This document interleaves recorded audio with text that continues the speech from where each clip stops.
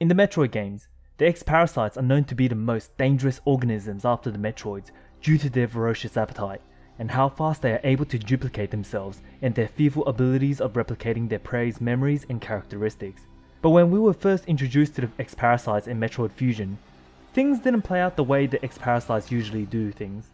When Samus was first attacked by the X-Parasite, disguising as a Hornode, the X-Parasite reverted to the Jello form and immediately struck Samus. But unlike all the preys from before, Samus felt nothing at first. It was only when she returned to her gunship that she started to feel the effects of the predator that is feasting on her. So why is this the case? Well, today we're gonna dive down into this theory of mine, where Samus is able to resist the X-Parasite more than other species would be able to.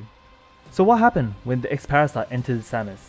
Well, the X-Parasites attacked her central nervous system, causing Samus to faint. This caused the ship's emergency evacuation to occur and launched Samus out of the ship, where the Galactic Federation was able to pick up her escape pod, and once they saw the state Samus was in, they immediately began treating her. The doctors tried everything, but nothing worked, until someone suggested the Metroid DNA vaccine. With the Metroid DNA vaccine, Samus was cured. The X-Parasite that was eating away in her was completely eradicated. But something doesn't add up. It just took a bit too long. This whole ordeal was a long process, from Samus getting attacked, to Samus returning her ship, to flying out to space, to then fainting and getting picked up by the Galactic Federation, and finally getting put on the surgical table where pieces of her Varia suit were removed. I would think that it would have at least taken half an hour to 1 hour for this whole thing, which doesn't add up. Because the X-Parasite have been shown, once they start infecting their prey, it only takes seconds for it to completely take over. As seen with the Hornode at the end of Samus Returns, with Quiet Robe in Metroid Dread, and also with Ravenbeak, also in Metroid Dread. So what made Samus so resilient in the first place? You might think that it is because she has the plot armor, or bird magic to protect her. And this could very well be true, as this is all just a theory, but I think there is more to it. There is something that makes Samus truly special compared to other beings in the universe, and it is for those reasons why Samus was able to survive that long against the X-Parasites. Samus, she's the entrusted one, the guardian of the galaxy, the hunter. She was deemed worthy by the Chozo God of War when she faced the Ruins test and overcame its trials. It's through the trials that she was able to gain the most powerful hidden upgrade to her Chozo Power Suit, the fully powered suit. I believe that this suit is one of the reasons why Samus was able to survive this long. Let me explain. If we look at the game chronological release order, it went from Super Metroid in 1994, to Metroid Fusion in 2002, to Metroid Zero Mission at 2004. Prior to Metroid Fusion, there was no explanation as to what the X-Parasites were. In fact, Super Metroid was supposed to mark the end of the franchise, but that's for another video for another day. Metroid Fusion was the first game to introduce the X-Parasite, and throughout the game, we are able to see how fast acting the X-Parasites were. They were able to take over the whole BSL station in a matter of minutes, and there was even at least 10 SAX aboard the ship at one point. So the game already established that X-Parasite works very fast, except for the one scene with Samus, and it was never explained why this is the case at all in Metroid Fusion. We can always just chalk it up to plot armor, but then if we look into the next game released afterwards 2 years later, Metroid Zero Mission, in this game, it is actually the remake of the very first Metroid game, but there were new things added, and one of them was the fully powered suit, which I believe must be the reason why the X-Parasite took so long to penetrate Samus' defense in order to infect her. But why do I think that? Metroid Zero Mission, as its own, served as a remake of the original Metroid game, and there is just about zero mentions of X-Parasites. It's a retelling of the first game. You'd think that the games are not linked at all, but looks can be deceiving, because Metroid Zero Mission also had a Metroid manga released alongside it, which is the origin story, and where we learned about why the Metroids were created in the first place. In here, we received a connection of Metroid Zero Mission going back to Fusion. They were a creation to counter the X-Parasites. So how does all of this link back to the fully powered suit, which is an ancient Chozo armor? Well, at the time, the next game that was supposed to release after was Metroid Dread. It was revealed in 2005, but it was delayed indefinitely until 2019. Perhaps the fully powered suit was going to be explained in the original version of Metroid Dread on why it has the defense to protect Samus from the X-Parasite infection. If you look at it, The fully powered suit was technically an unnecessary extra suit given to Samus that served no real purpose. Samus was already able to gain the Varia suit midway, and we didn't really need a fully powered suit to explain why Samus wasn't able to use the gravity suit, plasma beam, and the space jump before. So why does it exist then? The suit was likely meant to be used for future plot.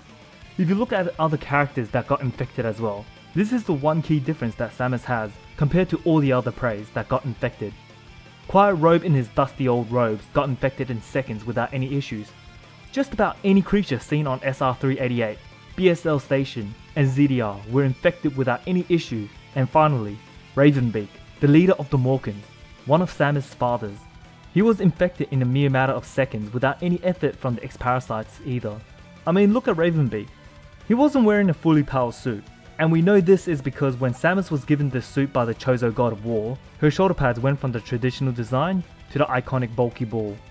Ravenbeak still possessed the regular shoulder pads, despite how special he is.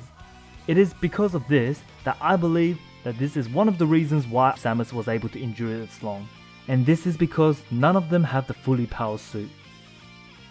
But truth be told, I have one more reason to believe why the X-Parasite took so long with Samus. If we revisit the scene where Samus gets infected, we know the suit was compromised, and that the X-Parasite successfully infiltrated her body, which caused Samus to black out as she was driving her ship. The suit, as powerful as it is, very unlikely to have any internal protection, which is why Samus still gets PTSD just from seeing Ridley. Damn! So, the only logical explanation to explain why the X-Parasite took so long to infect her is due to her other special trait, the Chozo genes. Wait, hold up. If the Chozo genes are the reason why the X-Parasite took so long to infect her, then why did the X-Parasite only took seconds to infect both Quiet Robe and Ravenbeak? Well, it's not because of the Chozo genes that make her hard to infect, but rather, it's because Samus is a human petri dish. She has 3 confirmed genes within her before the X-Parasite infection. These are the human genes, the Chozo Thoha genes, and the Chozo Morkan genes. The X-Parasites are a creature that consumes the molecular structure of their prey, taking their prey's form and memories. But Samus, being a human chimera, makes her genetic makeup a lot more complicated. This very likely means that the X-Parasite had to spend 3 times the effort just to break down Samus' DNA before being able to consume it. In the Metroid universe, there is only one other creature that is a chimera of a creation, and that creature is Experiment Z57. But the creature is dead, and we never saw how long it took the X-Parasite to consume the dead carcass of Z57. So with Samus having multiple different genes within her DNA makeup, combined with the powerful defense of the fully powered suit, I believe that it almost made it impenetrable for the X-Parasite to invade. But eventually, the X-Parasite did manage to work its way through, but it's thanks to those 2 attributes, it gave Samus ample time to be noticed and picked up by the Galactic Federation, where a vaccine was able to be administered into Samus, saving her life, making Samus the very first and the last existence to survive an X-Parasite attack. What do you think about this theory? Do you think it's a plausible theory on why Samus survived the X-Parasite attack, or do you think it's bird magic? I personally don't like plot armor, so I like to find the reasoning behind on why things happen. If you like this theory, why don't you go check out my other theories, such as why Samus was meant to be a replacement of Mother Brain, or the theory of Ridley being Ravenbeak. And that's it for this theory. I'm going to bounce now. See you next time, and have a good one.